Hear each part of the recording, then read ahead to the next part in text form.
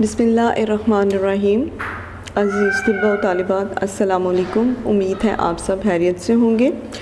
جماعت دہم ہم لوگ اردو لازمی میں آج کریں گے سبق نمبر 18 یعنی کہ نظم نمبر 18، صفحہ نمبر 124 پر ہے اور اس کا عنوان ہے فاطمہ بنت عبداللہ۔ تو فاطمہ بنت عبداللہ یہ جو نظم ہے، اس میں طلباء کو اقبال کی شاعری کے فنی محاسن اور عظمت سے آگاہ کرنا ہے، ان میں جذبہ حب الوطنی پیدا کرنا ہے، اور دوسرے یہ کہ اس میں طلباء کو ایک مثالی مسلمان لڑکی کے کردار سے آگاہ کرنا ہے۔ ایک عرب لڑکی ہے جو کہ طرابلس کی جنگ میں غازیوں کو پانی پلاتے ہوئے شہید ہوئی، یعنی کہ جو جنگ لڑ رہے تھے وہ ان کو پانی پلاتے ہوئے شہید ہوئی تھی۔ تو اب ہم آتے ہیں اس کی شاعری کی طرف۔ شعر نمبر 1۔ فاطمہ تو آبروئے امت مرحوم ہے، ذرہ ذرہ تیری مشت حق کا معصوم ہے۔ اب اس کے مفہوم کی طرف آتے ہیں۔ اے فاطمہ، یہ وہ مسلمان لڑکی ہے جو کہ طرابلس کی جنگ میں شہیدوں کو، غازیوں کو جو ہے وہ پانی پلا رہی تھی۔ تو یہ علامہ محمد اقبال نے جو ہے وہ فاطمہ کو مخاطب کرتے ہوئے کہا ہے کہ اے فاطمہ، تو مسلم ملت کے لیے یعنی کہ مسلمان قوم کے لیے فخر کا باعث ہے۔ تو نے اپنی جان کی قربانی دے کر امت کے وقار میں اضافہ کیا ہے۔ تو نے جو ہے وہ اپنی جان کی قربانی دی ہے، یعنی کہ اپنی جان کو قربان کیا ہے۔ کس طرح کہ جیسے وہ میدان میں جا کر شہیدوں کو پانی پلاتی تھی، تو یہ ساری چیزوں کو دیکھ کر تو نے جو ہے وہ اپنی جان کی قربانی دی، یعنی کہ تو نے اپنے اندر کوئی ڈر یا خوف نہیں پیدا کیا۔ تو اس لیے تو نے جو ہے وہ ملت کے وقار میں اضافہ کیا ہے۔ تو ایک پاک دامن بچی ہے۔ پاک دامن بچی سے مراد ایک ایسی بچی جس کا کہ کردار بڑا پاک ہوتا ہے، تو اسی کو کہتے ہیں پاک دامن بچی۔ تیرے وجود کا ایک ایک ذرہ جو ہے وہ معصوم ہے۔ تو کہتے ہیں کہ تیرے وجود کا جو ایک ایک ذرہ سے مراد یہاں پر حصے کو کہا گیا ہے، تو وہ کہتے ہیں کہ تیرے وجود کا جو ایک ایک حصہ ہے وہ معصوم ہے۔ اب اس کی تشریح کی طرف آتے ہیں۔ علامہ محمد اقبال نے جس دور میں آنکھ کھولی وہ مسلمانوں کے لیے بڑی سختی کا دور تھا۔ تو کہتے ہیں کہ علامہ محمد اقبال نے جس دور میں یعنی کہ جس دور میں جو ہے وہ پیدا ہوئے، وہ مسلمانوں کے لیے بڑی سختی کا دور تھا۔ اس دور میں جو ہے وہ مسلمانوں پر بہت زیادہ ظلم کیے جاتے تھے، بہت زیادہ ستم ڈھائے جاتے تھے، طرح طرح سے جو ہے وہ انہیں تنگ کیا جاتا تھا، اور مسلمانوں کے اوپر جو زمانہ تھا وہ بڑا سخت تھا۔ مسلمان جذبہ حریت کو بھول چکے تھے۔ حریت کہتے ہیں آزادی کو، جذبہ حریت آزادی کے جذبے کو بھول چکے تھے۔ اس وقت وہ انگریزوں کے غلام تھے۔ اس دور میں برصغیر میں جو ہے وہ انگریزوں کی حکومت تھی، انہوں نے اپنا دور حکومت جو ہے وہ پیدا کر لی تھی، تو وہ کہتے ہیں کہ وہ انگریزوں کے غلام بن گئے تھے، ان کے نوکر بن گئے تھے۔ ایسے حالات میں ضرورت اس امرت کی تھی کہ ان میں جذبہ حریت بیدار کیا جائے۔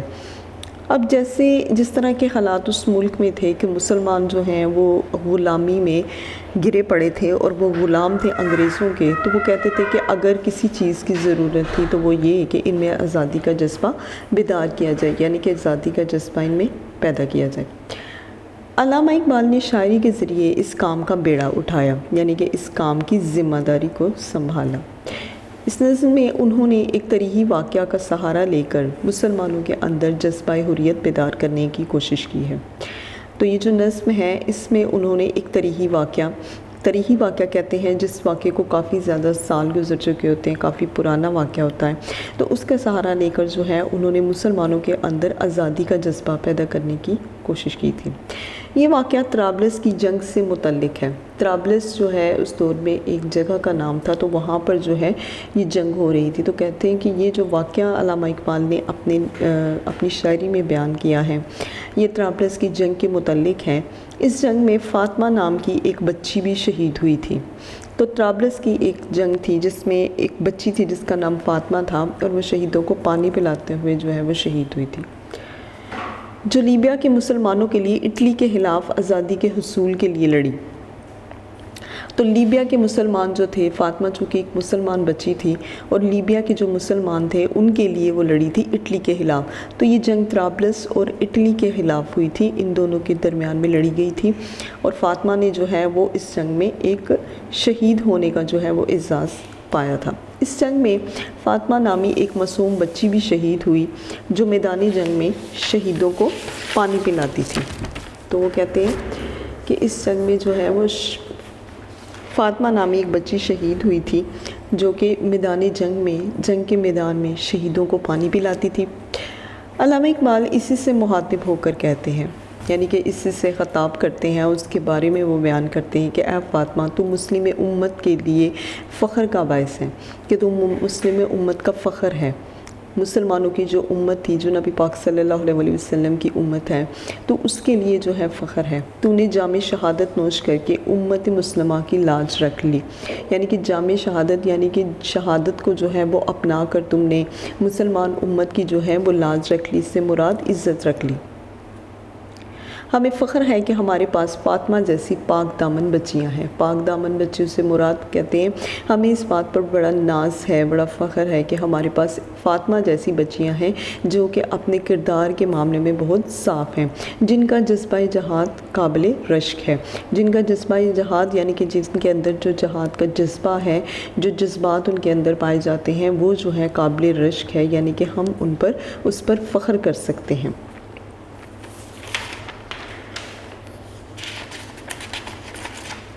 شعر نمبر 2 کی طرف آتے ہیں۔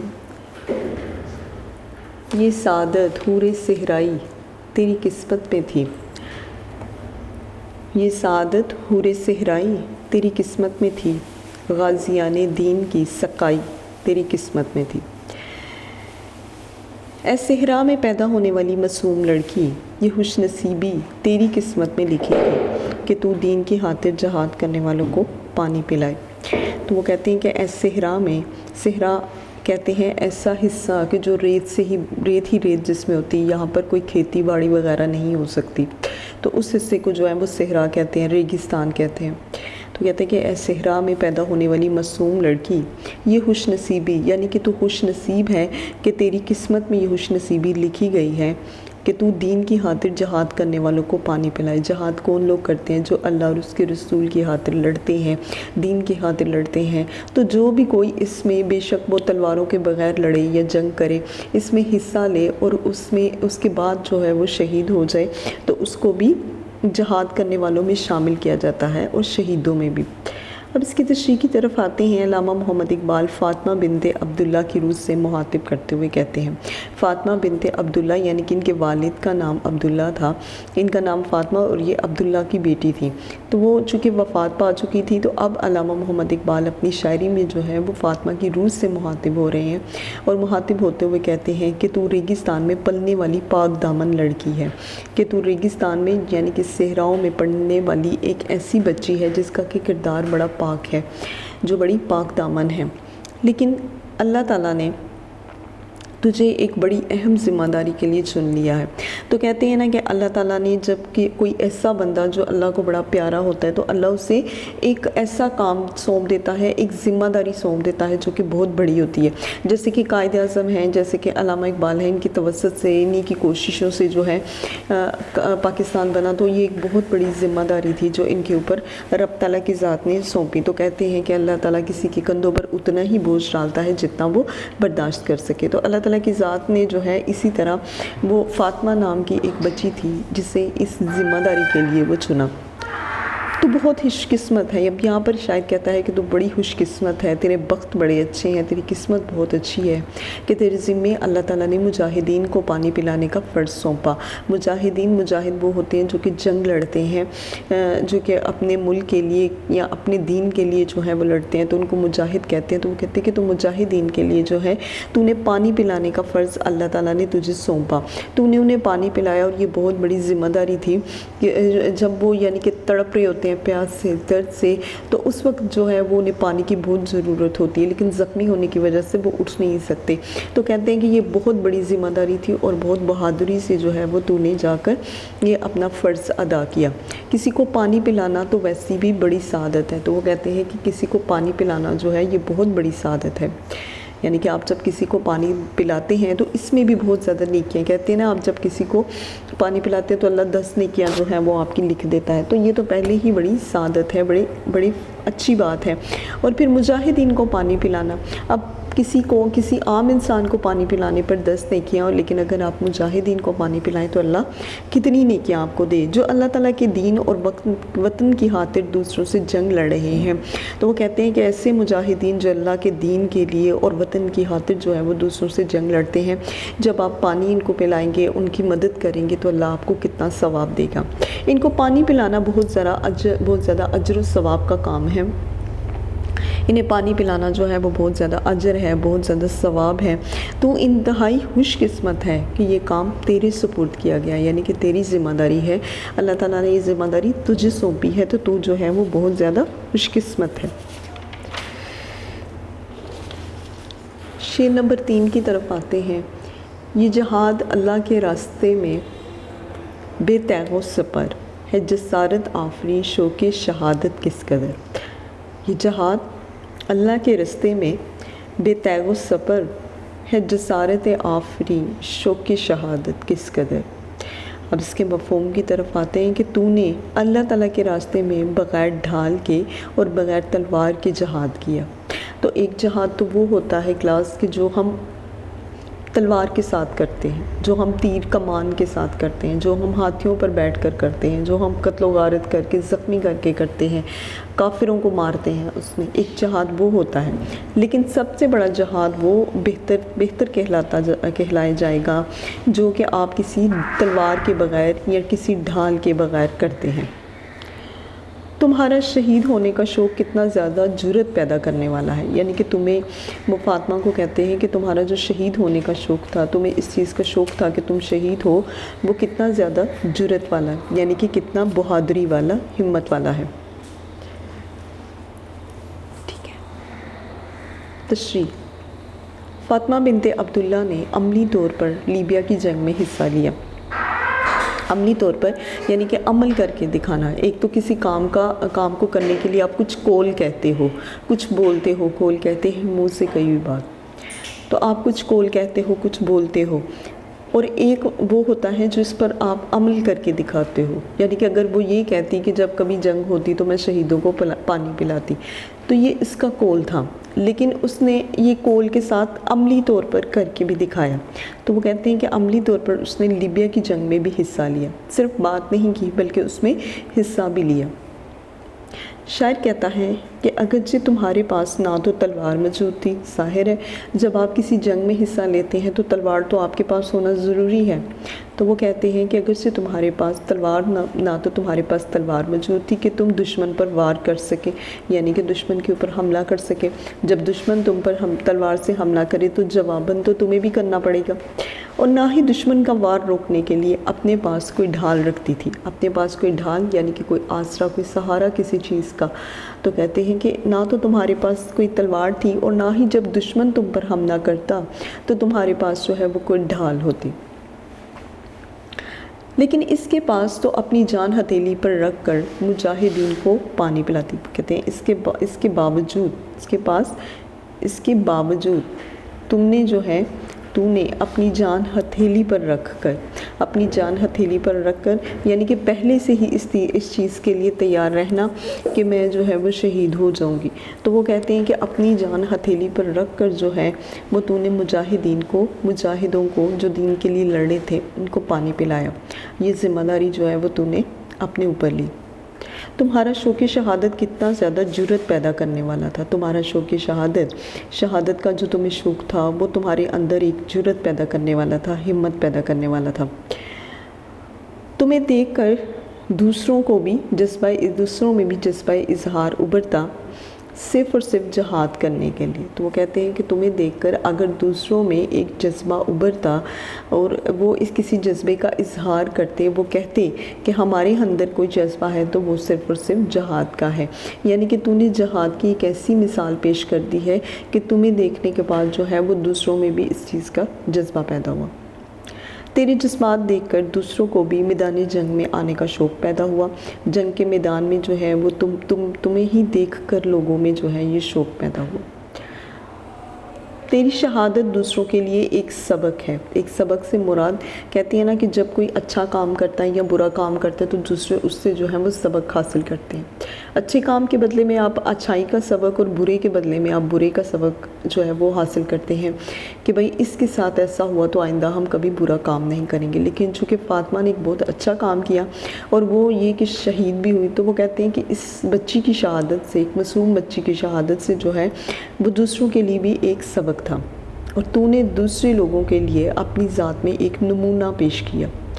نمونہ پیش کرنا، ایک مثال پیش کر دی۔ تو کہتے ہیں کہ تو نے جو ہے وہ اپنی ذات میں ایک نمونہ پیش کیا، یعنی کہ دوسروں کو یہ بات بتائی کہ بھئی میری ذات جو ہے وہ تم لوگوں کے لیے ایک مثال ہے، جیسے کہ میں نے خود کو جنگ کے لیے تیار کیا، آمادہ کیا، اور پھر اس کے بعد میں نے شہادت کا رتبہ بھی پایا، تو تم لوگ بھی اسی طرح مجاہدین کے لیے لڑو اور شہادت کے رتبے سے فیض یاب ہو۔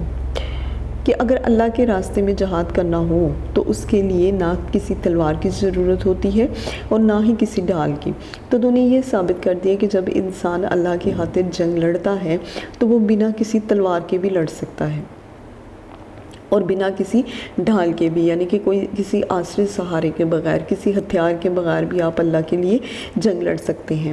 جیسے کہ نبی پاک صلی اللہ علیہ وسلم نے دین کو بغیر تلوار کے پھیلایا تھا، یعنی کہ زبردستی انہوں نے کسی کو یہ نہیں کہا تھا کہ مسلمان ہو جاؤ، بلکہ اپنی محبت سے، اپنے اخلاق سے جو ہے وہ انہوں نے دوسروں کو اسلام کی دعوت دی۔ بلکہ انسان کو صرف جذبہ ایمانی سے سرشار ہونے کی ضرورت ہوتی ہے۔ وہ کہتی ہے کہ انسان کو جو ہے وہ جنگ لڑنے کے لیے تلواروں کی نہیں ضرورت ہوتی، صرف اس کے اندر اگر کچھ ہو تو وہ جذبہ ایمانی ہو، یعنی کہ ایمان جو ہے اس کا جذبہ تم لوگوں کے اندر ہو، ایمان کی محبت تم لوگوں کے اندر ہو، تو یہی کافی ہے۔ تم لوگوں کو اس کے لیے کسی بھی طرح کی تلوار کی ضرورت نہیں ہے۔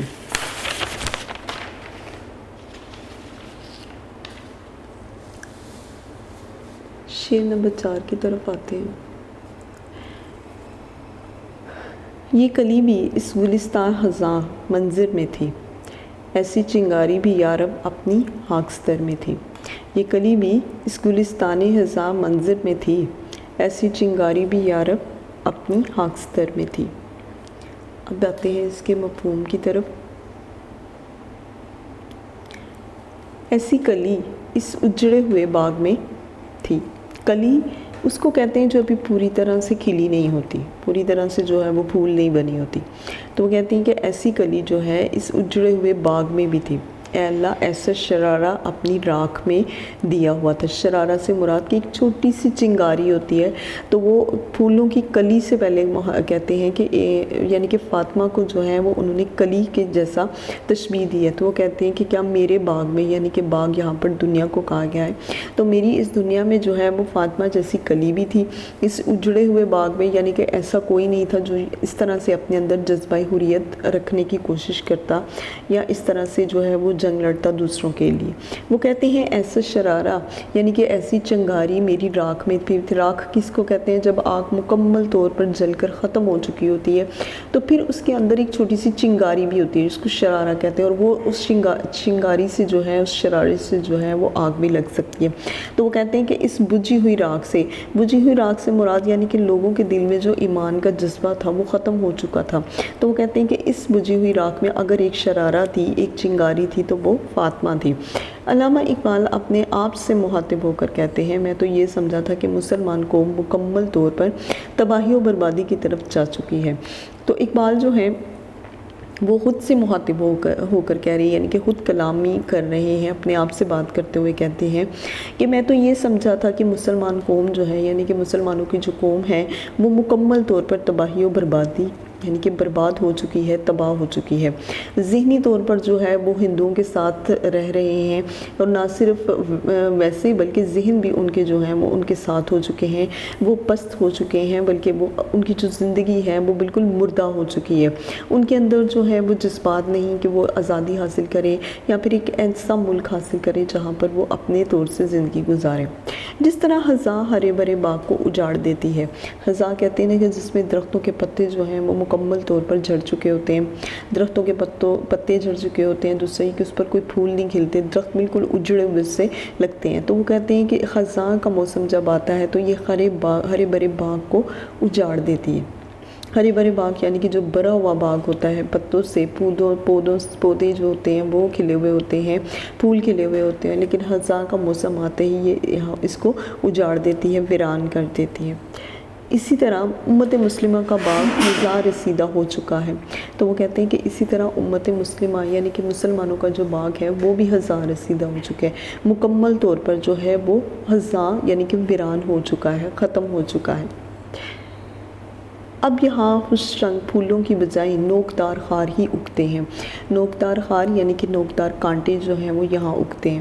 تو وہ کہتے ہیں کہ مسلمانوں کی زندگی کا یہ جو باغ ہے، یا یہ جو جہاں پر مسلمان رہ رہے ہیں، اس باغ میں، اس دنیا میں اب خوش رنگ پھول نہیں کھلتے۔ خوش رنگ پھول یہاں پر یعنی کہ مسلمانوں کے لیے جو ہے وہ کوئی اچھا کام نہیں ہوتا، کچھ خوش رنگ نہیں ہوتا، بلکہ ان کے لیے جو ہے وہ نوکدار جو ہے خار ہی اگتے ہیں، یعنی کہ نوکدار کانٹے اگتے ہیں ان کے لیے۔ مجھے کیا پتا تھا کہ اس اجڑے ہوئے گلستان میں بھی فاطمہ جیسی کلیاں موجود ہیں۔ تو کہتے ہیں کہ میں تو بالکل یہی سمجھ چکا تھا کہ یہ ایک ایسا باغ ہے جو مکمل اجڑ چکا ہے، لیکن میں نہیں جانتا تھا کہ اس اجڑے ہوئے گلستان میں یعنی کہ اس اجڑے ہوئے باغ میں فاطمہ جیسی کلیاں بھی موجود ہیں۔ جس طرح کوئی چیز جل جائے تو راکھ ہی باقی رہ جاتی ہے، اور انسان یہ سمجھتا ہے کہ اب اس راکھ سے کچھ حاصل نہیں ہوگا۔ تو وہ کہتے ہیں کہ جب کوئی چیز آپ جلاتے ہو، کوئی لکڑی وغیرہ، کوئلہ وغیرہ جلاتے ہو، تو وہ مکمل راکھ بن جاتی ہے، اور وہ راکھ جو ہے انسان کے لیے بالکل بے معنی سی ہو جاتی ہے، اس کا کوئی مطلب نہیں ہوتا۔ تو وہ کہتے ہیں کہ مجھے ایسے لگتا ہے کہ جیسے کوئی چیز جل جائے اور وہ راکھ ہو جاتی ہے، اور انسان یہ سمجھتا ہے کہ مجھے اب اس راکھ سے کوئی فائدہ نہیں، کہ اچانک کوئی چنگاڑی بھڑک کر اپنے وجود کا احساس دلاتی ہے، کہ اس راکھ میں سے جو ہے وہ اچانک کوئی چنگاری بھڑک اٹھتی ہے، اور پھر وہ اپنے وجود کا یعنی کہ اپنے ہونے کا احساس دوسروں کو دلاتی ہے، کیونکہ جب وہ بھڑکتی ہے، کوئی چنگاری بھڑکتی ہے تو اس سے آگ بھی لگتی ہے۔ تو اس آگ سے جو ہے وہ انسان کہتا ہے نا کہ ایک چنگاری سے جو ہے وہ آگ لگ گئی۔ تو یہاں پر بھی ان کے کہنے کا یہی مطلب ہے، وہ ایک چنگاری امید کی کرن بن جاتی ہے۔ کہتے ہیں وہ جو چنگاری ہوتی ہے اصل میں وہی امید کی کرن بن جاتی ہے، کہ اس آگ کی روشنی سے جو ہے وہ آپ دیکھ سکے۔ تو وہ کہتا ہے کہ کبھی کبھی انسان کے لیے ایک چنگاری بھی امید کی کرن ہو جاتی ہے، کہ آگ ابھی بجھی نہیں بلکہ اس میں ابھی تپش باقی ہے۔ تو وہ کہتے ہیں کہ یہ جو آگ ہے اصل میں یہ ابھی بجھی نہیں ہے، وہ یہ جو چنگاری ہوتی ہے وہ یہ ثابت کرنے کی کوشش کرتی ہے کہ آگ مکمل طور پر بجھی نہیں، ابھی اس میں کچھ تپش باقی ہے، کچھ ہے ایسا۔ اس طرح فاطمہ بھی اس اجڑے ہوئے گلستان میں ایک پھول کی مانند ہے۔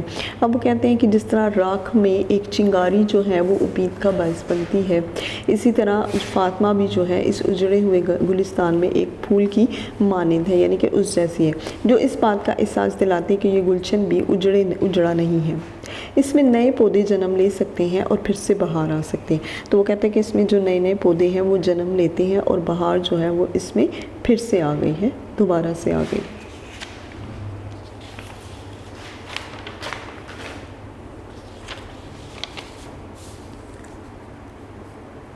اپنے صحرا میں بہت آہو ابھی پوشیدہ ہیں، بجلیاں برسے ہوئے بادل میں بھی خوابیدہ ہیں۔ اپنے صحرا میں، صحرا کہتے ہیں ریگستان کو، تو وہ کہتے ہیں کہ اس ریگستان میں جو ہے بہت سے ہرن ابھی چھپے ہوئے ہیں، اور بجلیاں برسے ہوئے بادل میں بھی خوابیدہ ہیں، اور جو بجلیاں ہیں وہ اس برسے ہوئے بادل میں ابھی سوئی ہوئی ہیں، یعنی کہ وہ پھر سے جاگ سکتی ہیں۔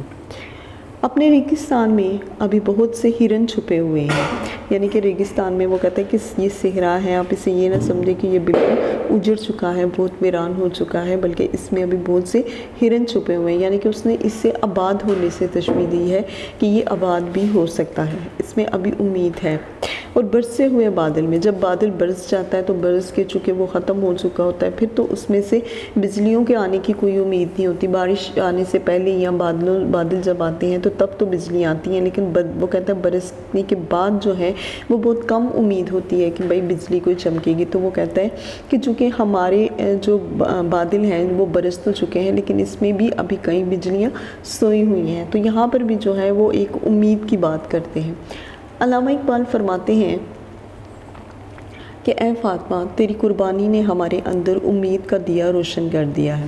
علامہ اقبال فرماتے ہیں، وہ کہتے ہیں کہ اے فاطمہ، یعنی کہ اس معصوم بچے سے مخاطب ہو کر کہتے ہیں کہ تیری قربانی نے ہمارے اندر امید کا دیا روشن کیا ہے، یعنی کہ ہمارے اندر ایک آس ہے، ایک امید ہے، اس کا جو دیا ہے، اس کا جو چراغ ہے وہ روشن کیا ہے تو نے۔ ہمیں خوش آئند مستقبل کی جھلک نظر آ رہی ہے۔ خوش آئند مستقبل، ایک ایسا مستقبل جو کہ روشن ہو، جو کہ بہت اچھا ہو، تو وہ کہتے ہیں کہ ایسا مستقبل کہتے ہیں آنے والا جو وقت ہوتا ہے، تو کہتے ہیں کہ جو آگے ہمارا آنے والا وقت ہے وہ ہمیں بہت زیادہ روشن نظر آ رہا ہے، اس کی جھلک جو ہے وہ ہمیں بڑی بہترین نظر آ رہی ہے۔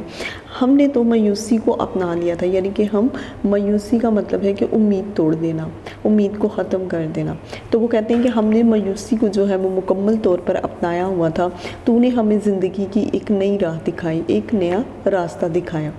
ہمیں اس بات کا یقین ہو گیا ہے کہ ہمارے اس ریگستان میں بہت سے ہرن چھپے ہوئے ہیں، تو وہ کہتے ہیں کہ ہمیں جو ہے وہ اس بات کا مکمل طور پر یقین ہو گیا کہ ہمارا جو ریگستان ہے وہ مکمل طور پر ختم نہیں ہوا، اس میں بھی بہت سے ہرن چھپے ہوئے ہیں، یعنی کہ اس میں بھی ابھی تو یہاں پر ریگستان جو ہے وہ اس نے نا امیدی کو اور ہرن جو ہے وہ امید کو کہا گیا، تو وہ کہتے ہیں کہ ہمارے یہاں پر نا امیدی میں بھی امید کی ایک کرن جو ہے وہ ہمیں نظر آ رہی ہے۔ ہرن اصل میں نخلستان میں رہتے ہیں۔ نخلستان وہ ایک ایسی جگہ کو کہتے ہیں جہاں پر تھوڑے سے درخت وغیرہ آپ کو یا پھر تھوڑا سا پانی جو ہے وہ اس کو کہتے ہیں، یا ریگستان کے ساتھ ہی اس طرح سے علاقہ ہوتا ہے کہ وہاں پر کافی زیادہ درختوں کے جھنڈ ہوتے ہیں، تو اس کو کہتے ہیں۔ تو وہ کہتا ہے ہرن اصل میں اس نخلستان میں رہتے ہیں، صحرا میں وہ زندہ نہیں رہ سکتے، تو صحرا میں چونکہ وہ رہ ہی نہیں سکتے کیونکہ وہ تو نخلستان میں یعنی کہ ایسی جگہوں پر رہتے ہیں جہاں پر جو ہے وہ ہریالی وغیرہ ہوتی ہے، درخت ہوتے ہیں، تو وہ کہتے ہیں وہ چونکہ اس جگہ پر رہتے ہیں، صحرا میں وہ زندہ نہیں رہتے۔ یہاں اقبال کی مراد یہ ہے کہ ہمارے پاس جذبہ عمل رکھنے والے لوگ موجود ہیں، تو ہرن سے مراد چونکہ جانور کو نہیں وہ کہہ رہے، وہ ان لوگوں کو کہہ رہے ہیں کہ جو کہ جذبہ عمل یعنی کہ اپنے اندر نہ صرف وہ باتیں کرتے ہیں بلکہ اپنے اندر ایک ایسا جذبہ رکھتے ہیں جس پر وہ عمل بھی کرتے ہیں، اس طرح کے لوگ بھی موجود ہیں۔ آسمان پر بادل گرے ہوئے ہیں، بادل جو ہے وہ آسمان پر بے شمار ہیں جو گرے ہوئے ہیں، تو اس میں بجلیاں لہریں لیتی ہیں، تو وہ کہتے ہیں کہ اگر آسمان پر بادل ہے تو اس کا مطلب نہیں کہ وہ کبھی برسیں گی نہیں یا پھر اس میں بجلیاں نہیں ہوں گی، تو بجلیاں بھی یہاں پر جو ہے وہ ایک امید کی کرن کو کہا گیا، یعنی کہ ایک روشنی ہے بجلی چونکہ، تو وہ کہتے ہیں کہ ان کالے سیاہ بادلوں میں ہمارے لیے روشنی جو ہے وہ بجلیاں ہیں اور وہ بھی ایک امید کی کرن ہے۔ لیکن جب موسلادھار بارش ہو جائے اور بادل چھٹ جائیں تو بجلی نہیں چمکتی، تو کہتے ہیں جب بارش برس کر ختم ہو جاتی ہے تو اسی کو موسلادھار بارش کہتے ہیں جو بہت تیزی سے برستی ہے، تو وہ کہتے ہیں جب وہ برس جاتی ہے اور بادل جو ہیں وہ چھٹ جاتے ہیں یعنی کہ نکل جاتے ہیں، ختم ہو جاتے ہیں، تو پھر بجلیاں نہیں چمکتی۔ لیکن اقبال کہتے ہیں کہ اگرچہ مسلمان عروج حاصل کر کے اپنا اقتدار کھو چکے ہیں، کہ مسلمان جو ہے وہ عروج ان کے پاس ہے یعنی کہ ایک بادشاہت ہے، لیکن وہ اپنا اقتدار کھو چکے ہیں۔ ایک وقت تھا جب ان کے پاس عروج تھا، اور وہ کون سا وقت تھا؟ جب صلاح الدین ایوبی تھے، محمد بن قاسم، ٹیپو سلطان، اسی طرح سکندر اعظم اور بہت سے لوگ ہیں، بہت سے مسلمان ہیں جنہوں نے فتوحات حاصل کی، بر صغیر کا بہت بڑا حصہ جو ہے انہوں نے اپنے نام کیا، لیکن انگریزوں کے آنے کے بعد جو ہے وہاں پر قبضہ ہو چکا تھا، جس کی وجہ سے جو ہے وہ اپنا اقتدار کھو چکے تھے۔ ان کا بادل برس چکا ہے، لیکن اب بھی اس برسے ہوئے بادلوں میں فاطمہ جیسی بہت سی بجلیاں جو ہیں وہ چھپی ہوئی ہیں، جو گم کردہ مسافر کے لیے مشعل لے رہا ہے۔ تو وہ کہتی ہیں کہ فاطمہ جیسی جو ہے بہت سی بجلیاں، تو یہاں پر انہوں نے فاطمہ کو جو ہے وہ بجلی سے تشبیہ دیا۔ تشبیہ دینا کہ کسی ایک چیز کو کسی وصف کی بنا پر، کسی خوبی کی بنا پر جو ہے وہ دوسرے کی مانند قرار دے دینا، تو یہاں پر فاطمہ کو جو ہے وہ بجلی کہا گیا ہے یعنی کہ روشنی کی ایک امید کہا گیا، تو وہ کہتے ہیں کہ فاطمہ جیسی بجلیاں جو ہیں وہ یہاں پر چھپی ہوئی ہیں جو کسی گم کردہ مسافر کے لیے مشعل راہ ہیں، یعنی کہ کسی گم کردہ مسافر کے لیے، گم شدہ مسافر، ایسا مسافر جو کہ اپنا راستہ کھو چکا ہو، گم ہو چکا ہو، تو وہ اس کے لیے ایک مشعل راہ، یعنی کہ ایک ایسا راستہ جو کہ مشعل کے جیسا کام، جب اندھیرے میں مسافر اپنا راستہ کھو جائے تو اسے تھوڑی سی بھی نظر آئے، روشنی نظر آئے تو اس سے امید نظر آتی ہے آگے بڑھنے کی۔ جی اب چلتے ہیں شعر نمبر 6 کی طرف۔ فاطمہ گو شبنم افشاں آنکھ تیرے غم میں ہے، نغمہ عشرت بھی اپنے نالۂ ماتم میں ہے۔ فاطمہ گو شبنم افشاں آنکھ تیرے غم میں ہے، نغمہ عشرت بھی اپنے نالۂ ماتم میں ہے۔ اس کے مفہوم کی طرف آتے ہیں۔ فاطمہ تیرے دکھ میں ہماری آنکھ سے آنسو بہہ رہے ہیں، یعنی کہ اب وہ شہادت کا درجہ جو ہے وہ اسے مل چکا ہے، وہ شہید ہو چکی ہے، تو وہ کہتے ہیں کہ تیرے دکھ میں جو ہے، تیرے غم میں ہماری آنکھ سے آنسو بہہ رہے ہیں، لیکن ہماری آہ و بقا میں خوشی کے نغمے بھی شامل ہیں۔ لیکن ہماری یہ جو آہ و آہ ہے، جو ہماری فریاد ہے، جو ہمارا دکھ ہے، اس میں جو ہے وہ خوشی کے نغمے بھی شامل ہیں۔ وہ کس لیے شامل ہیں کہ ہمیں اس بات کی خوشی ہے کہ ایک ایسی بچی جو کہ بہت چھوٹی سی تھی، بڑی معصوم سی تھی، اس نے جو ہے مجاہدین کے لیے اور خاص طور پر سب سے پہلے تو اللہ تعالیٰ کی ذات کے لیے جو ہے وہ شہادت کا درجہ پایا۔ تشریح کی طرف آتے ہیں اس کی۔ شاعر فاطمہ کی شہادت پر گہرے رنج و غم کا اظہار کر رہا ہے۔ فاطمہ کے شہید ہونے پر جو ہے وہ بہت زیادہ دکھ کا، بہت زیادہ غم کا جو ہے وہ اظہار کرتا ہے اور کہتا ہے کہ تو نے اپنا فرض ادا کرتے ہوئے اپنی جان جان آفرین کے سپرد کر دی۔ تو جان آفرین یہاں پر اللہ تعالیٰ کی ذات کو کہا گیا ہے، تو وہ کہتے ہیں کہ تو نے جو ہے وہ اپنا فرض ادا کرتے ہوئے اپنی جو جان ہے وہ اللہ تعالیٰ کی ذات کے سپرد کر دی ہے۔ تمہاری اس شہادت پر اگرچہ میری آنکھیں آنسوں سے بھری ہوئی ہیں، تمہاری یہ جو شہادت ہے، اس شہادت کی وجہ سے میری آنکھیں جو ہیں وہ بھری ہوئی ہیں آنسوں سے، یعنی کہ میں مسلسل جو ہے وہ رو رہا ہوں تمہارے غم میں۔ یہ وہ آنسو ہیں جو ایک معصوم لڑکی کی شہادت پر خود بخود آنکھوں سے نکل آتے ہیں، جو وہ کہتے ہیں کہ اصل میں انہیں خود نکالنے کی کوشش نہیں کرتا، بلکہ جب بھی تمہاری شہادت کا قصہ جو ہے وہ میں سنتا ہوں، یا کوئی جو ہے وہ کہتا ہے کہ فاطمہ بچی جو ہے وہ لیبیا کی جنگ میں شہید ہو گئی ہے، تو وہ کہتے ہیں کہ اس شہادت پر میری آنکھوں سے خود بخود آنسو نکلتے ہیں، خود ہی نکلتے ہیں، لیکن اس دکھ کے پیچھے ایک خوشی بھی ہے۔ مجھے اس بات کا دکھ تو ہے کہ تو جو ہے وہ اس دنیا میں نہیں ہے، لیکن اس کے ساتھ جو ہے وہ مجھے تھوڑی سی خوشی بھی ہے، وہ یہ کہ تو نے اپنی جان دے کر اپنی قوم میں زندگی کی ایک نئی لہر دوڑا دی۔ تو وہ ایک کہانی بھی ہے نا اردو میں، قوم کی خاطر اثار، یعنی کہ اپنے لوگوں کے لیے قربانی جو دینا۔ تو وہ کہتے ہیں کہ تو نے اپنی جان تو دے دی، تو جان تو گوا بیٹھی، لیکن تمہاری وجہ سے جو ہے وہ قوم میں زندگی کی ایک نئی لہر جو ہے وہ دوڑ چکی ہے۔ کچھ لوگ ایسے تھے جن کے دل کے مر چکے تھے، ان کے اندر جو ہے وہ حریت کا، آزادی کا جذبہ نہیں تھا، وہ بس اسی غلامی کی جو زندگی ہے اسی پر خوش تھے۔ تو وہ کہتے ہیں کہ تو نے جو ہے ان کے اندر یہ پیدا کرنے کی کوشش کی ہے کہ اگر میں ایک چھوٹی سی معصوم سی بچی ہو کر جنگ لڑ سکتی ہوں، تو کیا آپ لوگ اپنے وطن کے لیے یا اپنے رب کے لیے ایسا نہیں کر سکتے؟ اپنے وطن کے نوجوانوں کو ایک نئی راہ دکھائی، ایک نیا راستہ دکھایا تو نے کہ اگر وطن کی حفاظت کے لیے جان بھی قربان کرنا پڑی تو اس سے دریغ نہیں کرنا چاہیے۔ تو نے یہ ثابت کرنے کی کوشش کی ہے کہ اگر وطن کی حفاظت کے لیے جو ہے وہ ہمیں اپنی جان بھی دینی پڑے تو اس سے باز نہیں آنا چاہیے۔ تمہاری شہادت نے دوسرے نوجوانوں کے دل میں جذبہ جہاد پیدا کیا۔ تمہاری جو شہادت ہے اس نے دوسرے نوجوانوں کے دل میں بھی جہاد کا جذبہ جو ہے، جہاد کی جو جذبات ہیں ان کو ابھارا ہے۔ ان کے اندر آزادی حاصل کرنے کے جذبات دم توڑ رہے تھے، یعنی کہ ختم ہو رہے تھے، مر رہے تھے۔ کہتے ہیں ان کے اندر جو ہے وہ جذبات جو ہیں جتنے بھی آزادی کے تھے وہ سب ختم ہو رہے تھے، لیکن اب تو نے جو ہے انہیں بیدار کیا، اب وہ بیدار ہو رہے ہیں، یعنی کہ اب وہ جاگ رہے ہیں۔ تیرے نقش قدم پر چلتے ہوئے ایک نہ ایک دن وہ آزادی حاصل کر لیں گے۔ تو وہ کہتے ہیں کہ تمہارے نقش قدم پر، یعنی کہ تمہارے پیچھے پیچھے چلتے ہوئے ایک وقت ایسا آئے گا کہ وہ آزادی حاصل کر لیں گے۔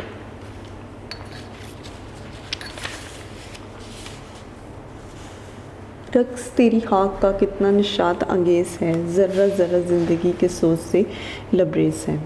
इसके मफ़हूम की तरफ आते हैं। तेरे कब्र की मिट्टी के ज़रे जब उड़ते हैं तो ये मंज़र कितना प्यारा लगता है। तो वो कहते हैं कि तेरी जो कब्र है जो कि अब शहीद हो चुकी है, तुम्हें जो है वो दफन किया जा चुका है, लेकिन उसके बाद तेरी जो कब्र की मिट्टी है उसके जब ज़रे उड़ते हैं तो ये मंज़र कितना प्यारा लगता है कि इस मिट्टी का एक एक ज़रा ज़िंदगी की हरारत से भरा हुआ है। यानी कि तूने जो है वो लोगों में ज़िंदगी पैदा करने की वो एक उमंग दिलाई है, एक उम्मीद दिलाई है। वो कहते हैं कि हम तुम्हें शहीद नहीं मानते बल्कि हम तुम्हें ज़िंदा करार देते हैं। तो वो कहते हैं यहाँ पर कि तेरी कब्र का जब एक एक ज़र्रा उड़ता है तो असल में वो ज़र्रा जो है वो लोगों को ज़िंदगी की तरफ लेकर जाता है, ज़िंदगी की उम्मीद की तरफ लेकर जाता है। इसकी तशरीह है कि शायर फ़ातिमा से मुखातिब होकर कहता है कि ऐ फ़ातिमा, तेरी शहादत हमारे लिए आज़ादी का पैगाम लेकर आई है। तूने जो ख़ुद को शहीद कर दिया, जो काम तूने किया वो असल में जो है वो हमारे लिए आज़ादी का पैगाम लेकर आई है। तुम्हारे वजूद का एक एक ज़र्रा हमसे इस बात का तकाज़ा कर रहा है, तकाज़ा करना कि हम लोगों से इस बात का सवाल पूछ रहा है कि हम ग़ुलामी की ज़ंजीरों को तोड़ने के लिए अपनी जानों की परवाह ना करें। यानी कि वो हमसे ये कहता है कि जिस तरह उसने जो है ग़ुलामी से निजात, लीबिया के मुसलमानों पर चूँकि बहुत ज़्यादा जुल्म सितम होते थे, उस दौर में अंग्रेज़ जो हैं मुसलमानों पर बहुत जुल्म करते थे, तो उसने भी जो है ये साबित करने की कोशिश की थी कि मैं जो है वो इस तरह से लड़कर, पानी पिलाकर, ये जंग में शामिल होकर, शहीद होकर मैंने जिस तरह ग़ुलामी की ज़ंजीरों को तोड़ने की कोशिश की है, तो क्या तुम लोग अपनी जानों की परवाह किए बगैर ऐसा नहीं कर सकते? जब तेरी कब्र से मिट्टी उठती है तो इसका एक एक ज़र्रा हम में एक नया जोश और बलबला पैदा करता है। तो कहते हैं जब तुम्हारी कब्र से जो है वो मिट्टी उड़ती है तो फिर क्या होता है कि इसका जो एक एक ज़र्रा है वो हमारे अंदर एक नया जोश पैदा करता है, एक नया बलबला पैदा करता है। बलबला भी यहाँ पर जोश को कहते हैं। तेरी शहादत से हमें इस बात का एहसास होता है कि आज़ादी से बड़ी कोई नेमत नहीं। तुम्हारी जो शहादत है इससे हमें इस बात का एहसास होता है कि आज़ादी से बड़ी, यानी कि सबसे बड़ी जो नेमत है अल्लाह ताला के हाँ वो ये है कि आज़ादी है। आज़ादी लोगों के लिए सबसे बड़ी नेमत है। तो ग़ुलामी की जो ज़िंदगी होती है वो बदतर है, वो मौत से भी बदतर है। तो यहाँ पर वो कहते हैं कि अगर इंसान के लिए कोई नेमत है तो वो सिर्फ आज़ादी। आज़ादी हासिल करने के लिए अगर जान भी चली जाए तो आने वाली नस्लें इस कुर्बानी के समरात से ज़रूर बहरा होंगी। तो वो कहते हैं कि अगर आज़ादी हासिल करने के लिए तुम लोगों की जान भी चली जाती है तो कोई मसला नहीं, क्योंकि हमारी आने वाली जो नस्लें हैं वो इन ग़ुलामी से जो है निजात पा लेंगी। तो वो उनके समर से, यानी कि इस कुर्बानी का जो फल होगा वो जो है इस ये फल जो है वो उनके लिए मीठा साबित होगा। कम से कम हम लोग तो नहीं तो हमारी नस्लें जो हैं, आइंदा आने वाली नस्लें आज़ादी से रह सकेंगी।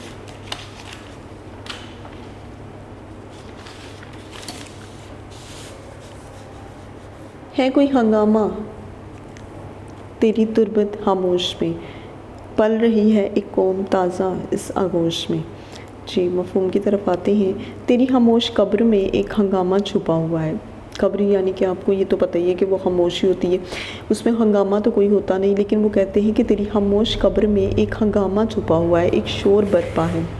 तुम्हारी कब्र में एक ऐसी गोद है जिसमें एक नई कौम परवरिश पा रही है। तो कहते हैं कि असल में तुम्हारी कब्र के अंदर जो है वो एक गोद है, और वो कौन सी गोद है? वो एक ऐसी गोद है कि जिसमें एक नई कौम जो है वो परवरिश पा रही है। नई कौम से मुराद यहाँ पर एक आज़ाद कौम को कहा गया है।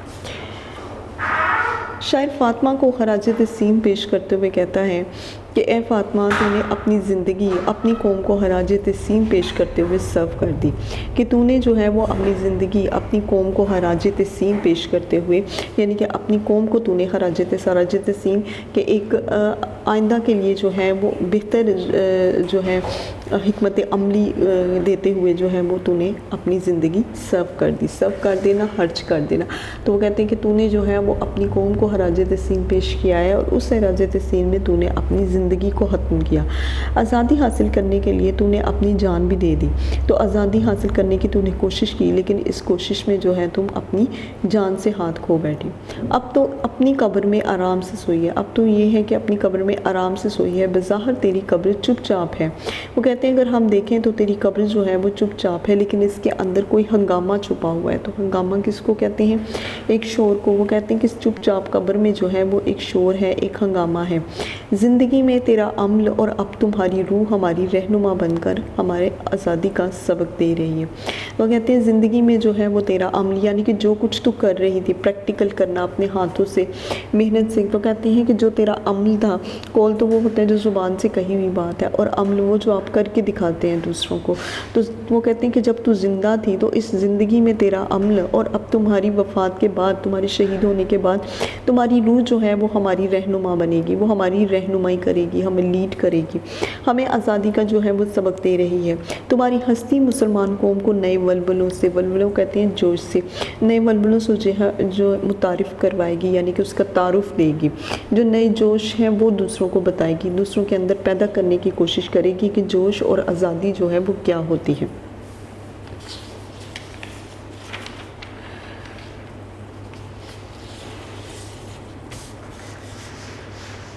تازہ انجم کا فضائے آسماں میں ہے ظہور، دیدہ انسان سے نہ محرم ہے جس کی موج نور۔ آسماں کی وسعتوں سے نئے ستارے جو ہیں وہ ظاہر ہو رہے ہیں، جس کی روشنی انسانی آنکھ کے لیے اجنبی ہے۔ آسماں کی وسعتوں سے، وسعتوں کہتے ہیں پھیلاؤ، وسعت پھیلاؤ کو کہتے ہیں۔ تو وہ کہتے ہیں کہ آسماں کا جتنا بھی پھیلاؤ ہے، اس سے نئے ستارے جو ہیں وہ ظاہر ہو رہے ہیں، جس کی روشنی میں انسانی آنکھ کے لیے اجنبی ہے، یعنی کہ انسان کی آنکھ کے لیے یہ روشنی اجنبی ہے۔ ظاہر ہے جو نئے نئے ستارے آتے ہیں، ابھی انسان جو ہے وہ ان سے آگاہ نہیں ہوتا، وہ ان سے اجنبی ہی ہوتا ہے۔ شاعر کہتا ہے کہ تمہاری شہادت یقیناً انقلاب کی راہ ہموار کر رہی ہے۔ انقلاب یعنی کہ ایک تبدیلی پیدا کر دینا۔ تو وہ کہتے ہیں کہ تو نے جو اپنی شہادت دی ہے، شہادت کا جو رتبہ پایا ہے، اس سے ہمارے یہاں پر ایک نئی تبدیلی جو ہے وہ نمایاں ہو رہی ہے، وہ ظاہر ہو رہی ہے، اس کی راہ لوگوں کے لیے کھل رہی ہے۔ آسمان پر تیری شہادت کے خوب چرچے ہیں۔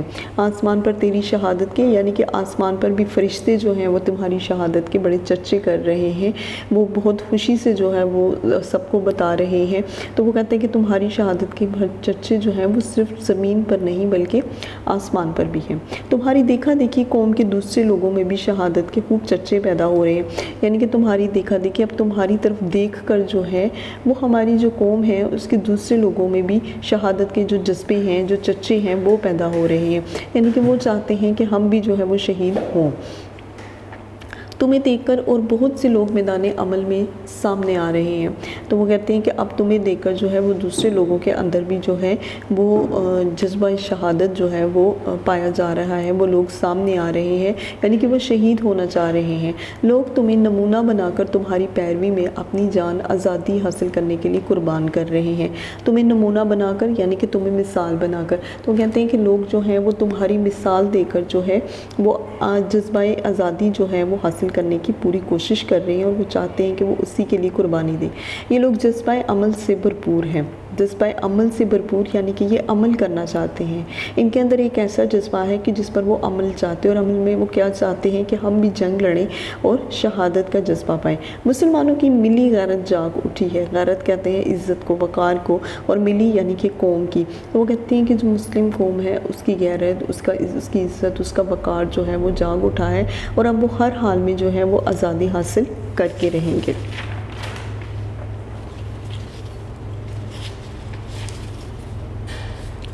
جن کی تابانی میں انداز کہن بھی تو ہے، اور تیرے کوکب تقدیر کا پر تو بھی ہے۔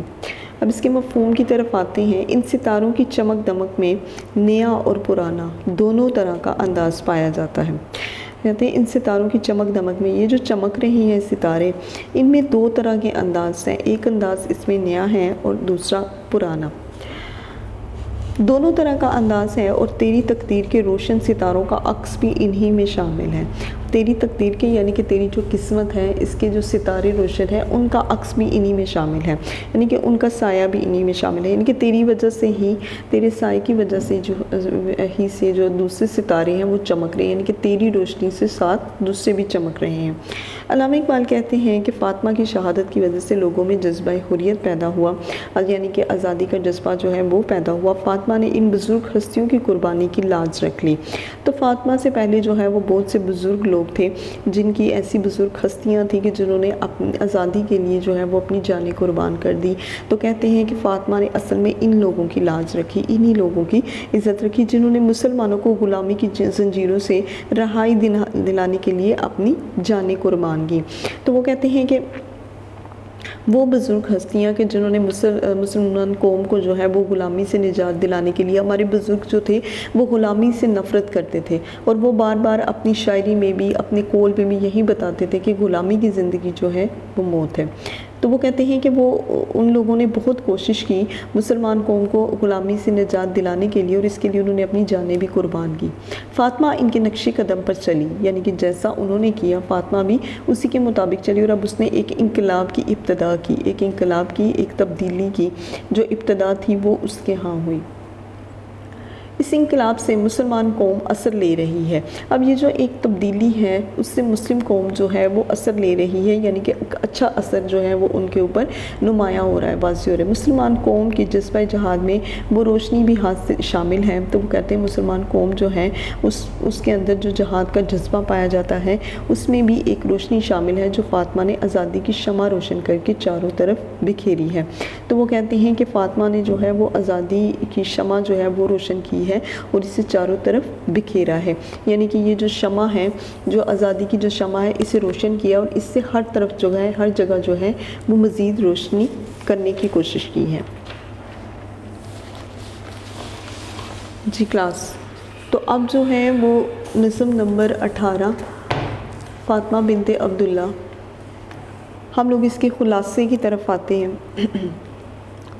اس کے خلاصے میں جو ہے وہ شاعر یہ کہنے کی کوشش کر رہے ہیں کہ فاطمہ نام کی ایک بچی تھی جس نے کہ لیبیا کی جنگ میں مسلمانوں کا ساتھ دیا، اور اس جنگ میں جو ہے اس نے مسلمان قوم کو پانی پلایا، یعنی کہ مسلمان جو مجاہدین تھے جو جنگ لڑ رہے تھے انہیں پانی پلایا۔ تو وہ کہتے ہیں کہ تیری ذات کا، تیری مستحق یہاں پر ذات کو کہا گیا ہے، تو وہ کہتے ہیں کہ تیری جو ذات ہے اس کا ایک ایک حصہ بہت معصوم ہے، یعنی کہ انہوں نے فاطمہ کو جو ہے وہ ایک معصوم بچی کہا گیا کیونکہ اس نے جو ہے وہ اپنی قوم کی لاج اور عزت رکھی۔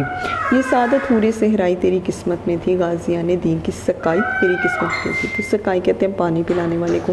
تو وہ کہتے ہیں کہ یہ جو سعادت تھی، یہ جو خوش نصیبی تھی کہ تو جو ہے وہ صحرا کی حور بن چکی ہے۔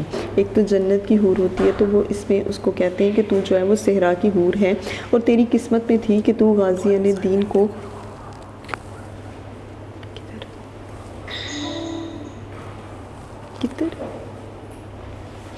تو جو ہے وہ یہ سعادت حور صحرائی تیری قسمت میں تھی، یعنی کہ تیری قسمت میں ہے کہ تو جو ہے صحرا کی حور ہے۔ اور وہ کہتے ہیں غازیان دین کی سقائی، یعنی کہ غازیوں کو پانی پلانا جو ہے وہ تیری قسمت میں تھا اور تو خوش نصیب ہے۔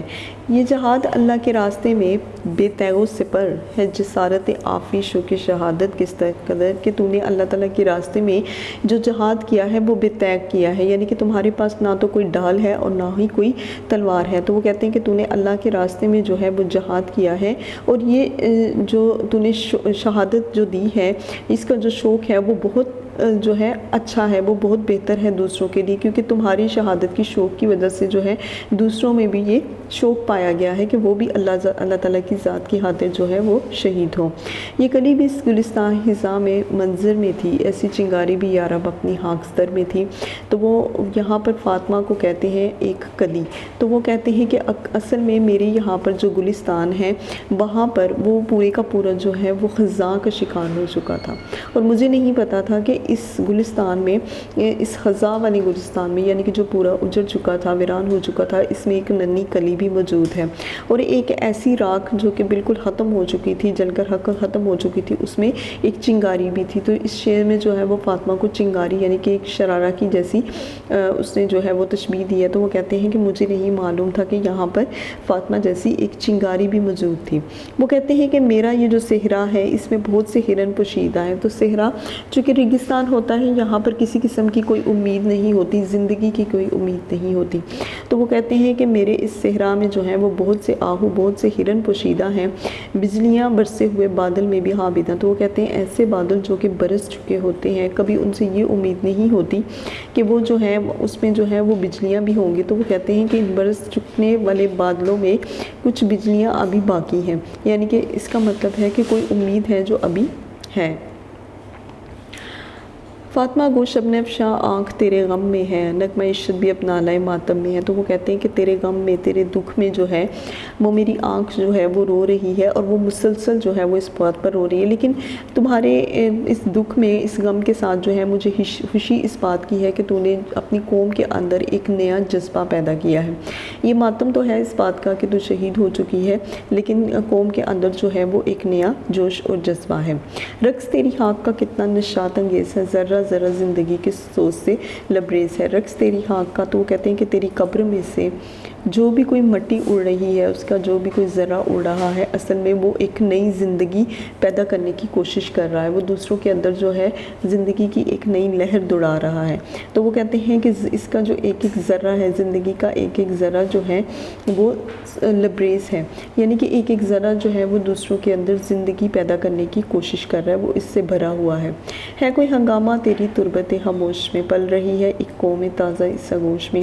ہے کوئی ہنگامہ تیری تربت خاموش میں، یعنی کہ تیری جو قبر ہے وہ چونکہ خاموش تو ہے، لیکن خاموش ہونے کے باوجود بھی اس کے اندر ایک ہنگامہ ہے، ایک شور ہے، اور اگر کوئی شور ہے تو وہ صرف اس بات کا ہے کہ ایک نئی قوم ہے جو تیری شہادت کی وجہ سے جو ہے وہ ابھر رہی ہے، وہ نمایاں ہو رہی ہے۔ تیری قبر کے اندر ایک ایسی گود ہے جس میں ایک نئی قوم پل رہی ہے، یعنی کہ یہاں پر یہ مراد ہے کہ اس کی شہادت کی وجہ سے جو ہے وہ لوگوں کے اندر ایک نیا جذبہ اور جوش پیدا ہو رہا ہے۔ تازہ انجم کا فضائے آسماں میں ہے ظہور، دیدہ انسان سے نہ محرم ہے جن کی موج نور۔ تازہ انجم کا، یعنی کہ انجم کی وجہ سے جو ستارے نمایاں ہیں آسمان پر، اس میں دو طرح کے انداز ہیں، ایک نیا ہے اور ایک پرانا۔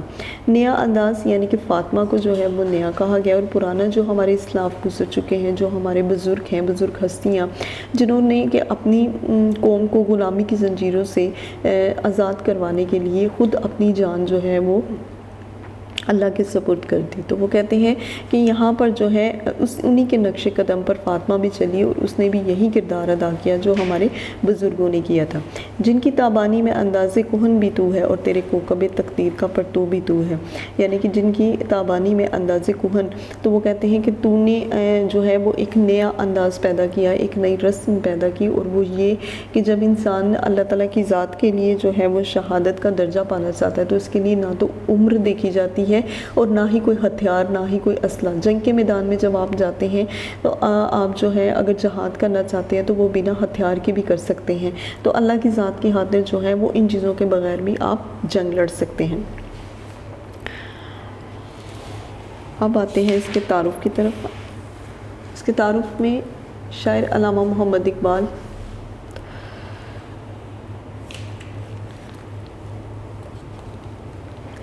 علامہ محمد اقبال کی پیدائش 9 نومبر 1877 اور ان کی وفات 21 اپریل 1938۔ علامہ محمد اقبال سیالکوٹ میں پیدا ہوئے، ابتدائی تعلیم بھی وہیں سے حاصل کی۔ انٹر اسکاچ مشن کالج سے کرنے کے بعد گورنمنٹ کالج لاہور سے BA اور MA کیا۔ پنجاب یونیورسٹی لاہور میں کچھ عرصہ ملازمت کرتے رہے، یہ یونیورسٹی کا نام ہے۔ پنجاب یونیورسٹی لاہور میں کچھ عرصہ ملازمت کی، اس کے بعد جو ہے وہ انگلستان چلے گئے، انگلینڈ، لندن سے بارٹ لا کرنے کے بعد جرمنی سے PhD کی ڈگری حاصل کی۔ بارٹ لا یہ قانون کی ڈگری کو کہتے ہیں، یعنی کہ وکالت کرنے کے بعد انہوں نے جرمنی سے PhD کی ڈگری حاصل کی، ڈاکٹریٹ کی۔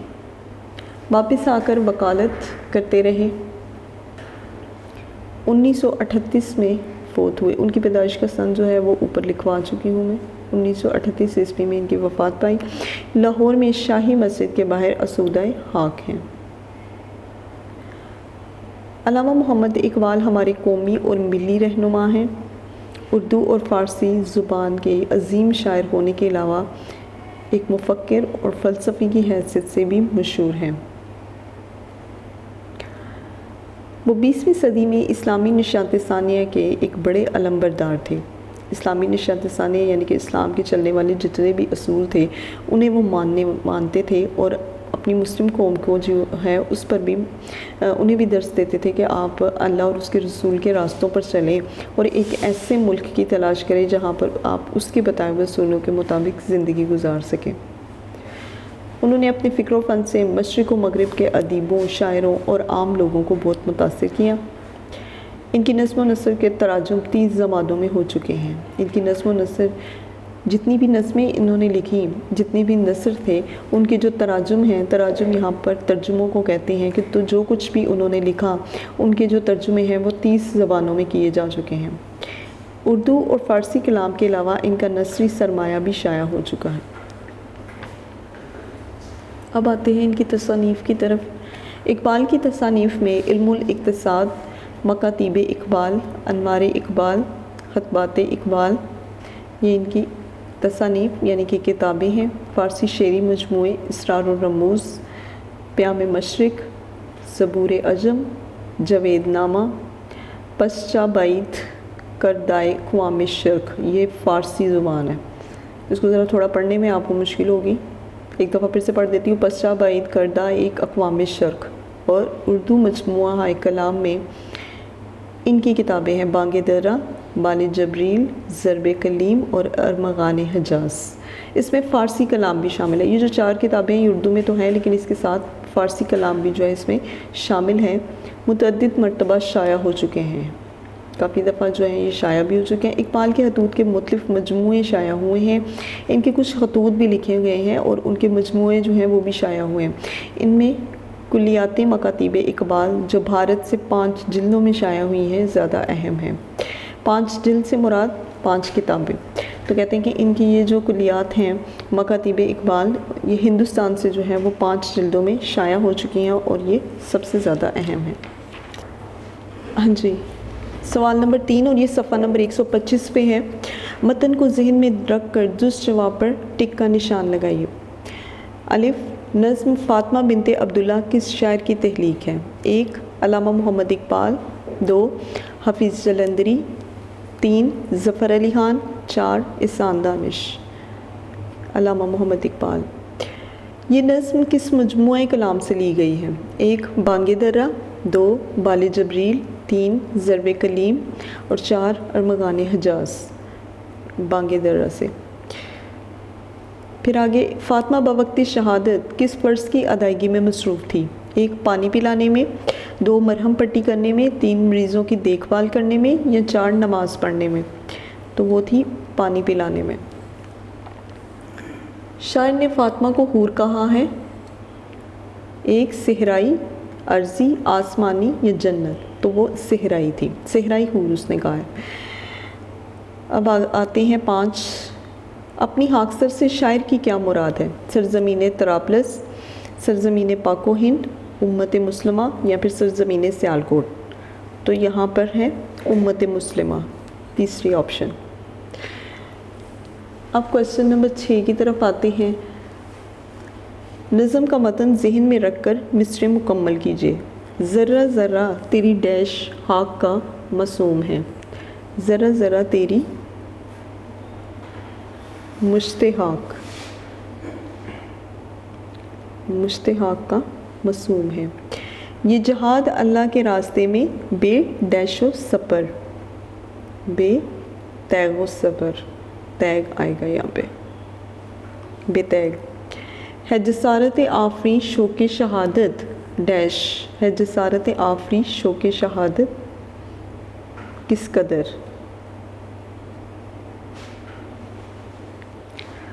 رقص تیری خاک کا کتنا ڈیش ہے، رقص تیری خاک کا کتنا نشاط انگیز ہے۔ دیدہ انسان سے نامحرم ہے جن کی ڈیش، دیدہ انسان سے نامحرم ہے جن کی موجے نور۔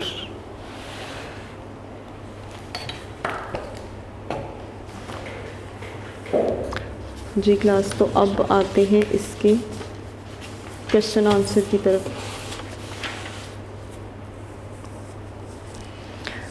مختصر سوالات کے جوابات۔ سوال نمبر 1، برسے ہوئے بادل سے کون مراد ہے؟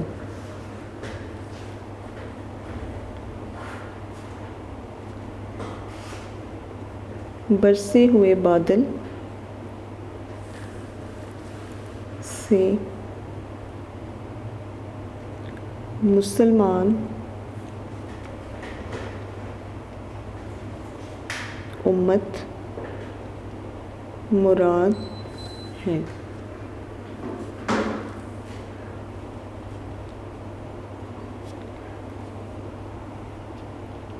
علامہ اقبال کے کہنے کا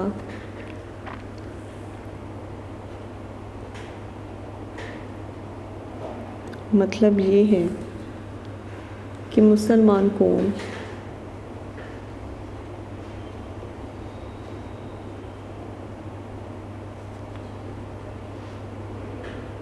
ایک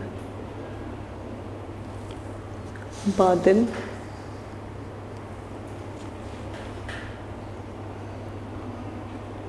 کی طرح تھی، جس میں ہر لحظہ بجلیاں کڑکتی رہتی تھیں، جس میں ہر لحظہ بجلیاں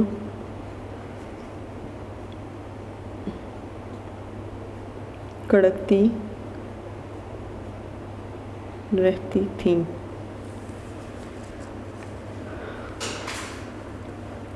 آج مسلمان برسے ہوئے بادل کی طرح ہیں۔ آج مسلمان برسے ہوئے بادل کی طرح ہیں، لیکن ان کی تہ میں وہی بجلیاں لیکن ان کی تہ میں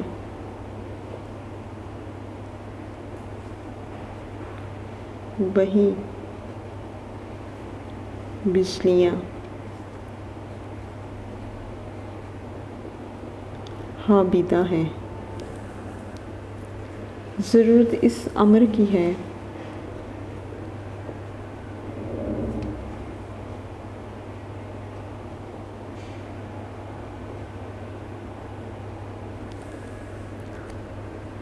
کہ ان سوئی ہوئی بجلیوں کو جذبہ عمل کے لیے ابھارا جائے، کہ ان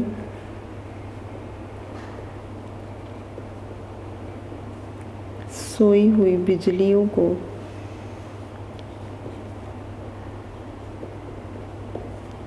جذبہ عمل کے لیے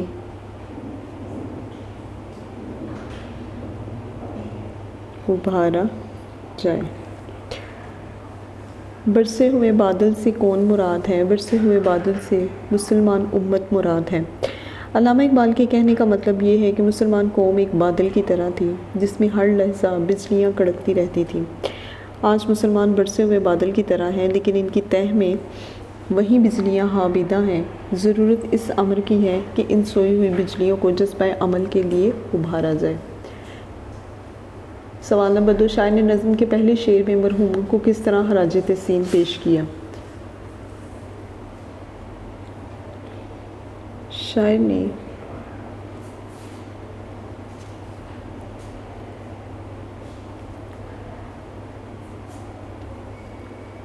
فاطمہ بنت عبداللہ کو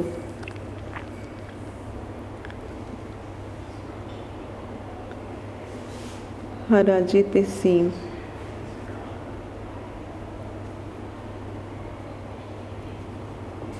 پیش کرتے ہوئے کہا ہے کہ تم مسلمان امت کی عزت و آبرو ہیں۔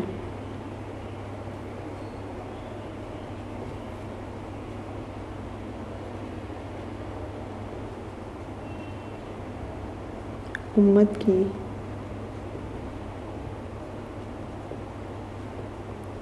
عزت و آبرو ہے اور تیرے وجود کا ایک ایک ذرہ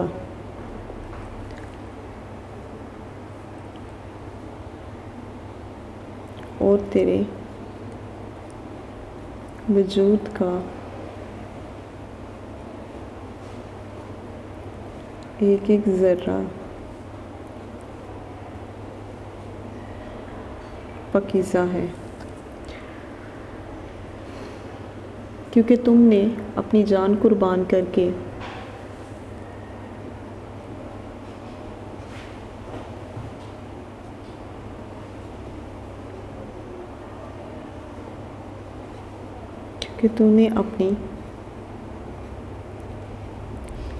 جان قربان کر کے امت کے وقار میں اضافہ کیا ہے۔ ہاں جی، شاعر نے نظم کے پہلے شعر میں مرحومہ کو کس طرح خراج تحسین پیش کیا؟ شاعر نے فاطمہ بنت عبداللہ کو خراج تحسین پیش کرتے ہوئے کہا ہے کہ تو مسلمان امت کی عزت و آبرو ہے اور تیرے وجود کا ایک ایک ذرہ پاکیزہ ہے، کیونکہ تو نے اپنی جان قربان کر کے امت کے وقار میں اضافہ کیا ہے۔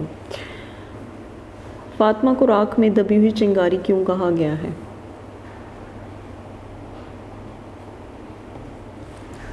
شاعر نے فاطمہ کو اس چنگاری سے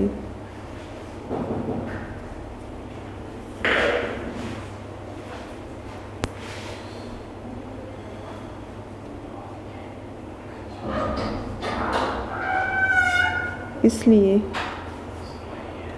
تشبیہ دی ہے کہ مسلمانوں کا جذبہ حریت راکھ کا ڈیر بن چکا ہے، کہ مسلمانوں کا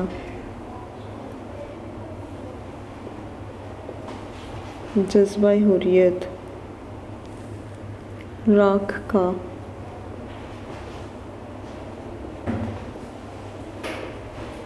ڈھیر بن چکا ہے۔ فاطمہ نے اپنی جان قربان کر کے مسلمانوں کے سوئے ہوئے جذبے کو بیدار کیا۔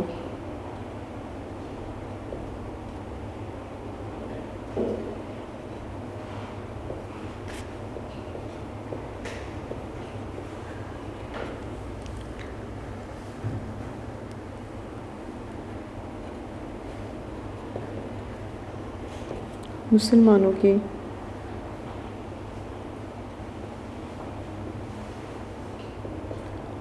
سوئے ہوئے جذبے کو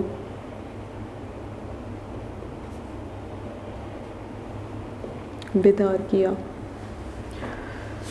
بالکل اسی طرح جیسے راکھ میں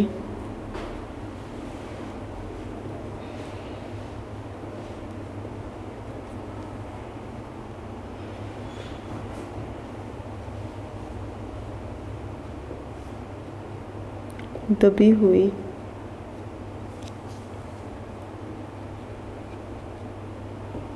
چنگاری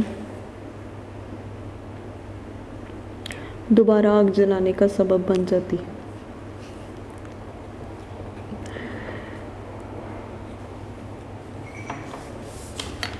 جس طرح راکھ میں دبی ہوئی چنگاری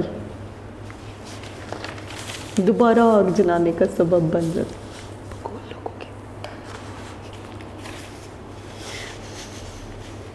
چنگاری دوبارہ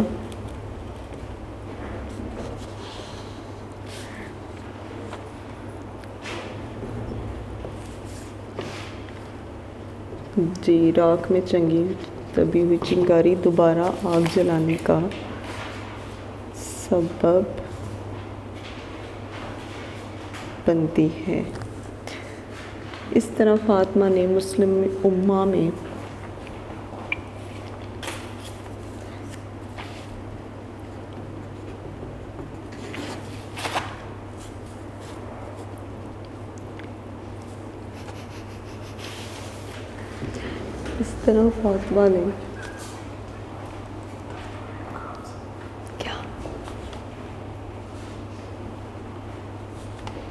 مسلم امہ میں آزادی کی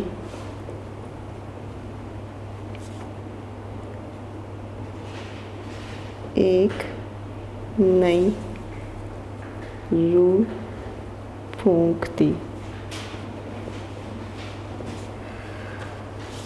ہاں جی، کوشچن نمبر 4، نظم میں تازہ انجم کے ظہور کا مفہوم واضح کریں۔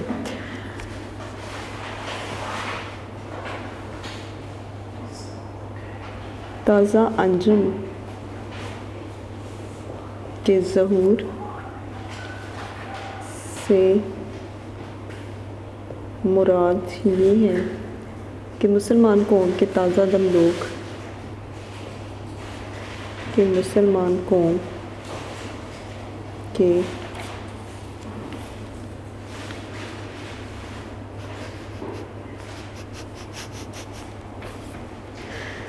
تازہ دم لوگ آزادی کی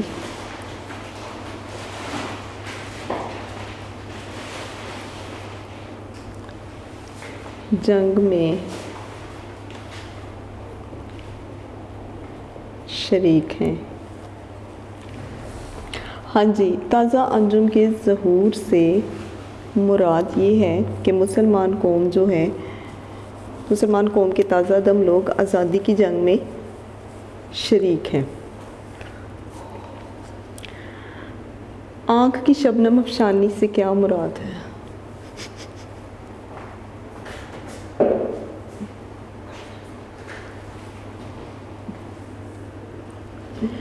آنکھ کی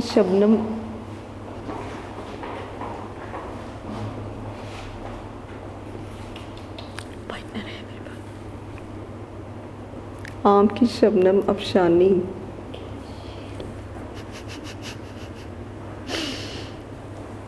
سے مراد یہ ہے، آنکھ کی شبنم افشانی سے مراد یہ کہ شاعر نے آنسوؤں کو شبنم سے تشبیہ دی ہے، کہ شاعر نے آنسوؤں کو شبنم سے تشبیہ دی ہے۔ افشانی کا مطلب ٹپکانا ہے۔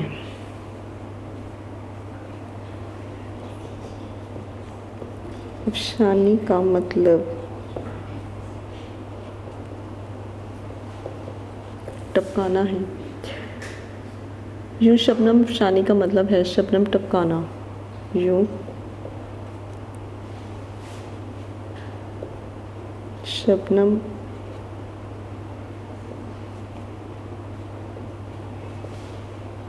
افشانی کا مطلب ہے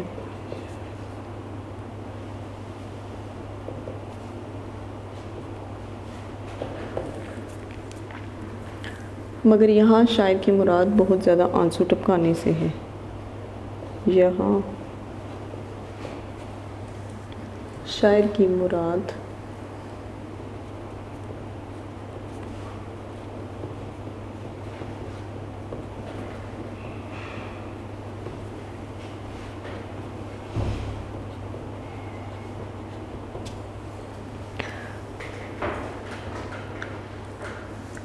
فاطمہ بنت عبداللہ ضیاء دین کی کیا خدمات سر انجام دیتی تھی؟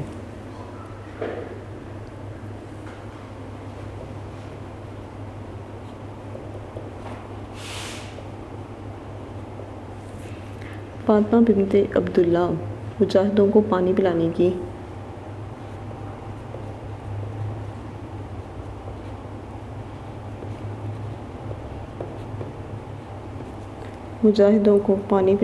خدمات